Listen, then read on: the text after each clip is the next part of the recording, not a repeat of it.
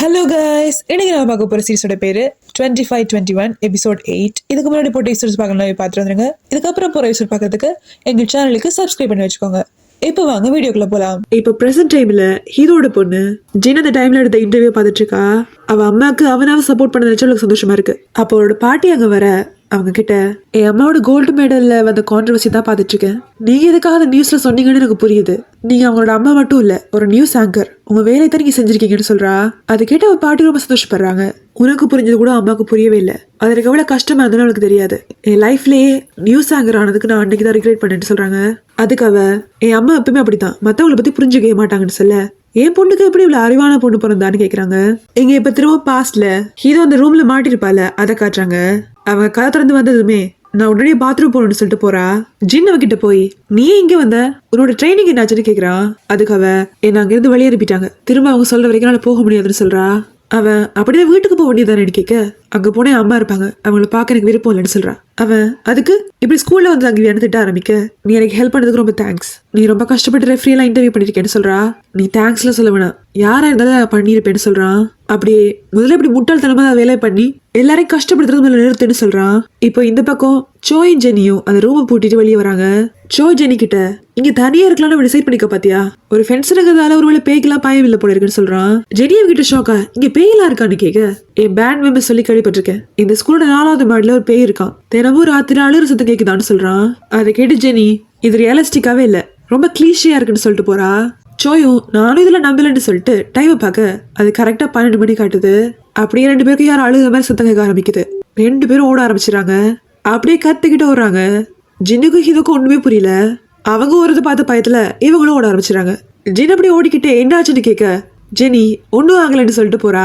அவன் அப்படியே ஷாக்ல நின்றுட்டு அப்புறம் எதுக்கு ஓடுறீங்கன்னு கேட்க, சோய் பயமா இருக்கு அதான் ஓடுறோம்னு சொல்லிட்டு ஓடிடுறான். ஜினுக்கு அப்படி இரிட்டேட் ஆகுது. இப்ப காலையில ஜின் அவன் அப்பா கடன் கொடுத்த ஒருத்தர போய் பாக்குறான்.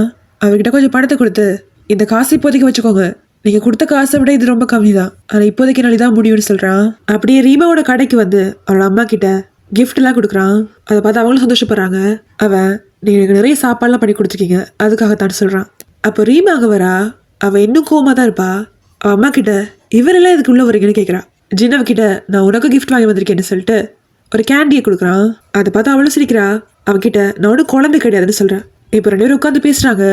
அவகிட்ட உன்னை ட்ரைனிங் சென்டர்ல இருந்து அனுப்பிட்டாங்கன்னு கேள்விப்பட்டேன்னு சொல்றான். அதை கிட்ட கோவப்படுறா. இதே உனக்கு ஹீரோ தான் சொன்னாலும் கேட்கிறா. ஜின்னா கிட்ட அவகிட்ட இதுக்கு சண்டைக்கு போற, ஏற்கனவே எல்லாரும் அவளை ஹர்ட் பண்ணிட்டு இருக்காங்கன்னு சொல்றான். அதுக்கு அவ எனக்கு தப்புன்னு தோணுச்சு அதனால கம்ப்ளைண்ட் பண்ண, அவளுக்கு இவ்வளவு கிரிட்டிசிசம்லாம் வரும்னு நான் எதிர்பார்க்கலன்னு சொல்றா. அதை கேட்டவ சிரிச்சுக்கிட்டே இப்போ நீ ஸ்டார் ஆயிட்டால, இனிமே எல்லா விஷயத்துலயும் பப்ளிக் உனக்கு தான் சப்போர்ட் பண்ணுவாங்கன்னு சொல்றான். அவளும் எனக்கு இந்த மாதிரி சப்போர்ட்லாம் வேணும், அதே மாதிரி நான் ஸ்டாரும் கிடையாது, ஒரு ஆத்லெட் அவ்வளவுதான் சொல்றா. அப்படி அவன் கிட்ட நீ இப்போ எங்க தங்கி இருக்கேன்னு கேட்க, அவன் என்னோட ஆஃபீஸுக்கு முன்னாடி ஒரு சின்ன ஸ்டூடியோல இருக்கேன், ஆனா இந்த வாரம் ஷிஃப்ட் ஆக போறேன், நீ எங்க ஹெல்ப் பண்ண வேலைன்னு கேட்கறான். அவ நீ எங்க ஷிஃப்ட் ஆக போறேன்னு கேட்க, இப்ப அப்படியே கட் பண்ணி ஜெனியோட வீட்டை காமிக்கிறாங்க. அந்த நியூஸை கேட்டு ஜெனியும் சோயும் ரொம்ப ஷாக் ஆயிராங்க. சோய் ஜெனியோட அம்மா கிட்ட இனிமே இந்த வீட்டு பக்கமே நான் வர மாட்டேன்னு சொல்றான். அதனால அவங்க அம்மா நான் அவனை ஏற்கனவே வர சொல்லிட்டேன், இனிமேலாம் மாத்த முடியாதுன்னு சொல்லிடுறாங்க. இப்ப அவங்க 2 பேரும் ஒரு கடைக்கு முன்னாடி உட்காந்து இப்ப என்ன பண்ணுறதையும் வச்சுட்டு இருக்காங்க. அப்ப ஹீரோ வரா. அவங்க கிட்ட நீங்க எதை பத்தி பேசிட்டீங்கன்னு கேட்க, ஜென் திரும்பவும் ஜெனியோட வீட்டுக்கு வர போறானோ அதை பத்தி தான் பேசிட்டு இருக்கோம்னு சோய் சொல்றான். அதை கேட்டு அவன் சர்ப்ரைஸ் ஆயிரா. எப்போன்னு கேட்க, சோய் இந்த சாட்டர்டே, அதனால நாங்க அதுக்கு முன்னாடி ஊரை விட்டு போலான்னு பிளான் பண்ணிட்டு இருக்கோம்னு சொல்றான். ஹீரோ அவங்க கிட்ட அவங்களோட சீனியர், நீங்க அவருக்கு ஹெல்ப் பண்ணாம ஊரை விட்டு போறதுக்கு பிளான் பண்ணிட்டு இருக்கீங்களா, நானும் வரேன், எல்லாரும் சேர்ந்து அவருக்கு ஹெல்ப் பண்ணலான்னு சொல்றா. இப்போ சாட்டர்டே ஜின் வீட்டுக்கு வர 3 பேரும் சர்ப்ரைஸ் கொடுக்குறாங்க. அவன் கூட ரீமாவும் வரதை பார்த்துட்டு ஹீரோ அவகிட்ட இப்ப நான் போகணுமா இல்ல நீ போறியா, நாம 2 பேரும் ஒரே இடத்துல இருக்க கூடாதுன்னு சொல்றா. ரீமா அவகிட்ட நீ கிளம்புறதுனா கிளம்பு, நான் என் ஹெல்ப் பண்ண வந்திருக்கேன்னு சொல்ல, அப்ப நான் மட்டும் இதுக்கு போகணும், நானும் இங்கதான் இருப்பேன்னு சொல்றா. இப்ப எல்லாரும் சேர்ந்து அவனுக்கு ஹெல்ப் பண்ணிட்டு இருக்காங்க. அங்க ஜின் ஆர்ம் எக்ஸசைஸ் பண்றதுக்கு ஒரு எக்யூப்மெண்ட் வச்சிருப்பான். அதை பார்த்ததும் ஜோய் அதை பண்ண ட்ரை பண்றான். ஹீரோ அவன் கிட்ட நான் ஒரு ஆத்லெட், உன்ன மாதிரி ஆளுங்களை அதை ட்ரை பண்ணக்கூடாது, கை எங்கேயா சுளுக்கு பிடிச்சிட்டு போகுதுன்னு சொல்லிட்டு அதை வாங்கி அவ ட்ரை பண்றா. அவ பண்றதை பார்த்து எல்லாரும் அப்படியே ஷாக் ஆயிராங்க. கொஞ்ச நேரத்துல அவன் முகம் எல்லாம் சிவந்துருது. அவன் ரொம்ப கஷ்டப்பட்டு பண்ணிட்டு இருக்க ஜின் அங்க வந்துடுறான். அவனை பார்த்த ஷாக்ல அவதை விட்டுறா. அது பறந்து போய் ஜன்னல உடைச்சிருது. அப்படியே எல்லாரும் ஷாக் ஆயிராங்க. ஜன்னலாம் அழவே ஆரம்பிச்சிடறான். அப்படியே கோவத்துல எல்லார்கிட்டயும் எனக்கு ஹெல்ப் பண்ண வந்திருக்கீங்க, முதல்ல யார் உங்ககிட்ட கேட்டான்னு கத்துறான். அந்த சத்தத்தை கேட்டு ஜெனியோட அம்மா அவங்க வந்துடுறாங்க. ஜன்னல் யார் உடைச்சதுன்னு கேட்க ஜெனி உடனே நான் தான் சொல்லிடுறா. இப்ப ஹீரோட வீட்டை காமிக்கிறாங்க. அவ ஒரு ஸ்டிக்கரை கலெக்ட் பண்ணதுக்காக நிறைய கேண்டிஸ் எல்லாம் வாங்கி வச்சிட்டு இருக்கா. அத அம்மா பார்த்ததும் நீ என்ன சின்ன குழந்தையா இப்படி ஸ்டிக்கர்ஸுக்காக இவ்வளவு பணத்தை செலவு பண்ணிக்க திட்டுறாங்க. அவ அப்படியே பேசாம இருக்க நானும் கொஞ்ச நாள் பாத்துட்டு இருக்கேன். நீ இந்த டாபிக்கே அவாய்ட் பண்ணிட்டு இருக்க. நாம இதை பத்தி பேசியே ஆகணும். நீ இந்த பிரஸ் கான்ஃபரன்ஸ்ல பண்ணது கரெக்டே இல்ல. மீடியா கிட்டனாலும் இப்படி பேசிட கூடாது. ஒரு கோல்டு மெடல்ஸ் மாதிரி நடந்து கொண்டு சொல்றாங்க. அதுக்கு அவ கோல்டு மெடல்ஸ் நீங்க ஒத்துக்கிறீங்களா? அதை நான் ரீமா கிட்ட திருடிட்டு நீங்க தான் நியூஸ்ல அனௌன்ஸ் பண்ணீங்கன்னு சொல்றா. அதுக்கு அவரோட அம்மா நான் நியூஸ்ல எழுதி கொடுக்கறதா வாசிக்க முடியும், நீ என்னோட பொண்ணுங்கிறதால உனக்கு சப்போர்ட் பண்ண முடியாதுன்னு சொல்றாங்க. இதுவும் அவங்கிட்ட அப்படின்னா சரி, நீங்க உங்களோட வேலையை பாருங்க, நான் என்னோட வேலையை பாக்குறேன். இனிமே நான் இப்படி ஸ்டிக்கர்ஸுக்கு செலவு பண்ணதுல கணக்கு கேட்காதீங்கன்னு சொல்லிட்டு கோமா எழுந்திரிச்சு போயிடா. இப்போ அவரோட அம்மா ஹீரோட கோச்சோட பார்க்க வந்ததை யோசிச்சு பாக்குறாங்க. அவங்க ஹீரோட கோல்டு மெடல் அவங்கிட்ட வந்து கொடுத்துருப்பாங்க. அதை கொடுத்துட்டு இதை நீயும் பொண்ணுகிட்ட கொடு, அவளை பத்தி நியூஸ்ல நீ அப்படி படிச்சதை நினைச்சு அவ ரொம்ப கவலைப்பட்டுட்டு இருப்பா. சோ இதை நீ கொடுக்கறதா கரெக்ட்னு சொல்றாங்க. அவங்களுக்கு இதே மாதிரி தான் நடந்திருக்கும். அவங்கள பத்தி தப்பான நியூஸையும் ஹீரோட அம்மா தான் நியூஸ்ல படிச்சிருப்பாங்க. அதனாலதான் அவங்க ஃப்ரெண்ட்ஷிப்பே ரெண்டு போயிருக்கும். இப்போ ஜின்ன காட்டுறாங்க. அவர் நியூஸை கவர் பண்ணதுக்காக போய்கிட்டு இருப்பான். ஒரு கவர்மெண்ட் பில்டிங்ல ஃபயர் ஆயிருக்கும். அவன் அதை பத்திலாம் இன்டர்வியூ எடுத்துட்டு இப்போ லைவ்ல ரிப்போர்ட் பண்ணிட்டு இருப்பான். அவன் எல்லாத்தையும் கம்ப்யூட்டர்ல டைப் பண்ணி வச்சுட்டு அப்படியே படிச்சுட்டு இருப்பான். அது திடீர்னு ஸ்டக் ஆயிடும். அவனுக்கு என்ன பண்றதுனே புரியாது. ஹீரோட அம்மா தான் நியூஸ் அனௌன்ஸ் பண்ணிட்டு இருப்பாங்க. அவன் என்ன பண்றது தெரியாம அப்படியே கோலை கட் பண்ணிடுறான். ஹீரோட அம்மாவும் போன் கனெக்ஷன்ல இருந்து பிரச்சனை ஆயிடுச்சு, டெக்னிக்கல் எரர் சொல்லி சமாளிக்கிறாங்க. பின்னாடி இருந்தவங்க ரொம்ப ஸ்ட்ரெஸ் ஆயிடுறாங்க. உடனே ஜின்னு கால் பண்றாங்க. ஜினுக்கு என்ன பண்றதுனே தெரியல, ரொம்ப எம்பாரசிங்கா இருக்கு. அப்படியே போய் போர்வைக்குள்ள ஒளிஞ்சுக்கிறான். இப்ப அவன் நியூஸ் முடிஞ்சதுக்கு அப்புறமா ஹீரோட அம்மா பார்க்க வரான். அவங்க அவனை பார்த்தும் அடிக்கிறாங்க. அவன் கிட்ட நீ தானே கோலை கட் பண்ணன்னு கேட்க அவன் நான் கம்ப்யூட்டர் டைப் பண்ணி வச்சிருந்தேன், திடீர்னு அது ஸ்ட்ரக் ஆயிடுச்சுன்னு சொல்றான். அதுக்கு லைவ் டெலிவிஷன்ல இப்படிதான் கட் பண்ணுவியா? ஒரு ஜெர்னலிஸ்ட்னா நீ தான் இம்ப்ரவைஸ் பண்ணி சொல்லணும்னு சொல்றாங்க. அவன் திடீர்னு மைண்ட் பிளாங்க் ஆயிடுச்சு, சாரின்னு சொல்றான். ஆனா அவங்க ரொம்ப கோவப்படுறாங்க. உன்னதான் யார் வேலை கெடுத்தா? நீங்களே எதுக்கு வேலைக்கு வந்து எங்க உசுர வாங்குறீங்கன்னு கேட்டு போறாங்க. இப்ப அவன் வீட்டுக்கு ரொம்ப சோகமா நடந்து வந்துட்டு இருக்கான். அவன் வீட்டுக்கு முன்னாடி சின்ன பேக் இருக்கு. அதுக்குள்ள ஹீரோ அவன் ஸ்டிக்கர்ஸ் எல்லாம் கலெக்ட் பண்ற கேண்டியை வச்சுட்டு எனக்கு நியூஸ்ல பார்த்தேன், நீ டென்ஷனா இருப்ப, அதான் சியர் பண்றதுக்காக எழுதியிருக்கா. அவனுக்கு அதை பார்த்தா என்ன அவமானமா இருக்கு. இங்க ரீமாவை காட்டுறாங்க. அவளோட க்ளோவ்ஸ் கிழிஞ்சு போயிருக்கும். அதை தச்சு தர சொல்லி அவன் அம்மா கிட்ட போய் கேட்கறா. அவங்க நீ புதுசு வாங்கிக்கலாம்னு கேட்க எதுக்கு வீடா செலவு பண்ணிக்கிட்டு நீங்க தச்சு கொடுங்க போதும்னு சொல்றா. அப்ப திடீர்னு அவங்க அம்மாவோட ஃப்ரெண்டு உள்ள வந்து எல்லாமே முடிஞ்சிருச்சுன்னு சொல்லி அழுறாங்க. ஆக்சுவலி ரீமாவோட அம்மா அவளோட ஃபியூச்சருக்காக ஒரு சீட்டு கம்பெனில காசு போட்டு இருப்பாங்க. ஆனா அந்த கம்பெனி அவங்கள ஏமாத்திட்டு காசுல எடுத்துக்கிட்டு கிளம்பிடுறாங்க. அதுக்கு எடுத்தவங்க அப்படியே ஷாக் ஆகி அந்த இடத்துக்கு ஓடுறாங்க. அதுக்கு முன்னாடி நிறைய பேர் அழுதுட்டு இருக்காங்க. ஆபீஸ்லாம் உடைஞ்சு எல்லாம் காலியா இருக்கு. அவளோட அம்மா அப்படியே மயங்கர நிலைமைக்கு போயிடுறாங்க. ரீமாக்கு என்ன ஆச்சுன்னு கிளியரா ஒன்றும் புரியல. அன்னைக்கு ராத்திரி அவங்க அம்மா அவளோட கிளவுஸை தச்சுக்கிட்டு அழுதுட்டு இருக்கிறத பாக்குறா. அதை பார்த்தாலும் ரொம்ப கஷ்டமா இருக்கு. இப்ப அடுத்த நாள் ஹீரோவும் ரீமாவும் பிரஸ் கான்ஃபரன்ஸ்ல தப்பா நடந்துகிட்டதுக்காக அவங்களுக்கு டிசிப்ளினரி கமிட்டி நடத்துறாங்க. அதுல நீங்க 3 மாசத்துக்கு நீ ஃபென்சிங் பண்ண முடியாதுன்னு அவங்களை சஸ்பெண்ட் பண்றாங்க. அவங்க ட்ரைனிங் சென்டர்ல இருக்க திங்ஸ் எல்லாம் எடுத்துட்டு போறதுக்காக 2 பேரும் வராங்க. ரீமா அவங்க டீம் மேனேஜர் கூட எனக்கு கொடுக்குற சேலரியில கொஞ்சம் அட்வான்ஸா கொடுக்க முடியுமான்னு கேக்குறத ஹீதோ கேக்குறா. அதனால அவளுக்கு ஏதோ ஃபினான்ஷியலா ப்ராப்ளம் இருக்குன்னு அவளுக்கு புரியுது. ஹீதோ அப்படியே கிளம்பிட்டு இருக்க பின்னாடி ஸ்விம்மிங் பூல்ல இருந்து ஒரு சத்தம் கேக்குது. அவ யாரா இருக்குன்னு போய் பாக்குறா. ரீமா தான் அங்க உச்சியில ஏறி உட்காந்துக்கிட்டு பாட்டு கேட்டுட்டு இருக்கா. ஹீதோ ஒண்ணுமே புரியல.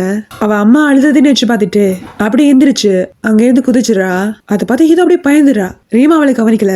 அவ வெளியே வந்து அப்படியே ஆள ஆரம்பிச்சிடறா. இப்போ ஹீதோ வீட்டுக்கு வந்ததும் அவ ரீமான்னு தெரியாமலேயே இன்டர்நெட்ல ஒரு பர்சன் கூட பேசிட்டு இருப்பால. அங்க நான் அந்த பொண்ணு அழுறத பார்த்தேன், எனக்கு அவளை கண்டாலே பிடிக்கல, அதனால ஏதோ பிரச்சனை போல இருக்கு, எனக்கு கஷ்டமா இருக்குன்னு சொல்றா. இந்த பக்கம் ஹீதோ என் லைஃப்லயும் பிரச்சனை தான் இருக்கு, நாம அப்படி பேசிட்டே இருக்கோம், நம்ம வேணா மீட் பண்ணலாமான்னு கேக்குறா. இப்ப அப்படியே அந்த சீன் கட் ஆகுது. அடுத்த நாள் ஸ்கூல்ல 2 பேரும் அவங்க கோச்சுக்கு முன்னாடி பண்ணிக்கிறாங்க. கோச் அவங்க கிட்ட அடுத்த 3 மாசமும் நீங்க அதே மாதிரி தான் பிராக்டிஸ் பண்ணணும், ஏன்னா 3 மந்த்ஸ்ல ஒரு பெரிய நேஷனல் காம்படிஷன் இருக்குல்ல, அதுக்கு நீங்க ப்ரிப்பேர் ஆகணும்னு சொல்றாங்க. இப்போ ரீமா வெளியே போனதும் கோச் ஹீரோ கிட்ட அந்த ரிப்போர்ட்டர் ஜின்னு உனக்கு தெரியுமான்னு கேக்குறாங்க. அவ ஆமான்னு சொல்ல அவங்க கிட்ட கொஞ்சம் தள்ளியே இரு, உன்ன மாதிரி பப்ளிக் ஃபிகர்ஸ் எல்லாம் ரிப்போர்ட்டர்ஸ் கூட ஃப்ரெண்ட்ஷிப் வச்சு கூடாது, அதால நம்ம தான் ஹர்ட் ஆகும்னு சொல்றாங்க. அவ அதை பத்தி யோசிச்சுக்கிட்டு பஸ்ல வந்துட்டு இருக்கா. அப்போ ஜின்னு அந்த பஸ்ல தான் இருறான். அவ போய் பேசலாம்னு நினைக்கிறா. அதுக்கப்புறம் வேணான்னு முடிவு பண்ணிடுறா. இறங்கும் போதுதான் அவன் அவளை கவனிக்கிறான். அவளை பார்த்ததும் உனக்கு கொடுக்கறதுக்கு நான் ஒண்ணு வச்சிருக்கேன்னு சொல்லிட்டு அந்த கேண்டிஸ் எல்லாம் கிடைச்சு ஸ்டிக்கர்ஸா கொடுக்குறான். அவ அதை வாங்கிக்கிட்டு இப்ப நான் கிளம்புறேன்னு சொல்லிட்டு போறா. அவன் நம்ம ஒரே பக்கம் தானே போகணும், நீ எதுக்கு தனியா போறேன்னு கேட்க நாம எதுக்கு ஒண்ணு நடந்து போகணும், நம்ம ஃப்ரெண்ட்ஸ் கூட கிடையாதுன்னு சொல்றா. அதுக்கு அவன் இது வரைக்கும் நீ எனக்கு நிறைய பணம் கொடுக்கணும், அதனால முதல்ல செட்டில் பண்ணுன்னு சொல்றான். இப்ப அந்த காசுக்கு அவனுக்கு ஐஸ்கிரீம் வாங்கி கொடுக்குறா. அது கொடுத்தத கிளம்ப பாக்க இன்னைக்கே இவன் வீட நடந்துக்கிற, ஏதாவது பிரச்சனையானு கேக்குறான். அவன் ஒன்னும் இல்லைன்னு சொல்லி சமாளிச்சிடறா.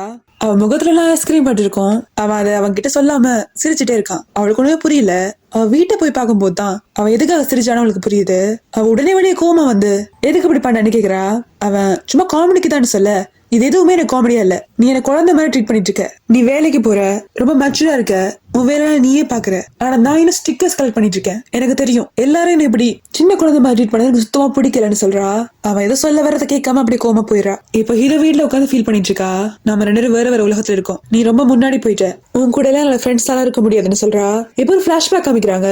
அன்னைக்கு ஜீன் ஒரு சின்ன தப்பால கோலை கட் பண்ணிருப்பால, அத அவன் நியூஸ்ல பாத்திருப்பா.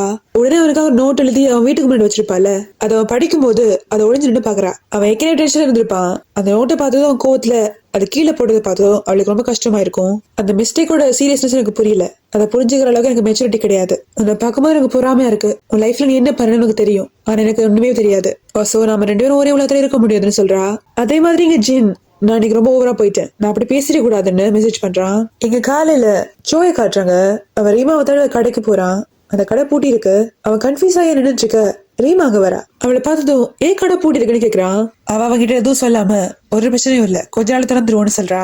அப்படியே அவன் நாளைக்கு நீ ஃப்ரீயானு கேட்க, இல்ல ரொம்ப முக்கியமான விஷயம் இருக்குன்னு சொல்றா. இப்ப அடுத்த நாள் காலையில காமிக்கிறாங்க. அவ சின்ன பக்கம் வந்திருக்கா. அவன் கிட்ட கேமரா வாங்க தான் வந்திருப்பா. அவன் இவ்வளவு காலையிலேயே கேமரா வாங்கிட்டு அங்க போறேன்னு கேட்க, நான் இன்னைக்கு ஒரு புது ஃப்ரெண்ட பாக்க போறேன், அதான் சேர்ந்து போட்டோ எடுத்துக்கலான்னு இதை வாங்கிட்டு போறேன்னு சொல்றா. அவன் யாருன்னு கேட்க, அது எனக்கு தெரியாது, நான் இன்டர்நெட் விளையாட பேசிட்டு இருந்தேன், இப்ப மீட் பண்ணலான்னு முடிவு பண்ணிட்டோம்னு சொல்றா. அவன் யாருன்னு தெரியாதவங்களும் மீட் பண்ண போறியா, நீ ஒரு பப்ளிக் ஃபிகர், இப்பெல்லாம் பண்ணக்கூடாதுன்னு சொல்றான். அவ அதெல்லாம் நான் பாத்துக்கிறேன், நீ கேமரா மட்டும் போடுன்னு சொல்ல, இல்ல நானும் கூட வருவேன்னு சொல்றான். இங்க ஹீரோ அந்த மீட்டப்புக்கு தான் ரெடி ஆயிட்டு இருப்பா.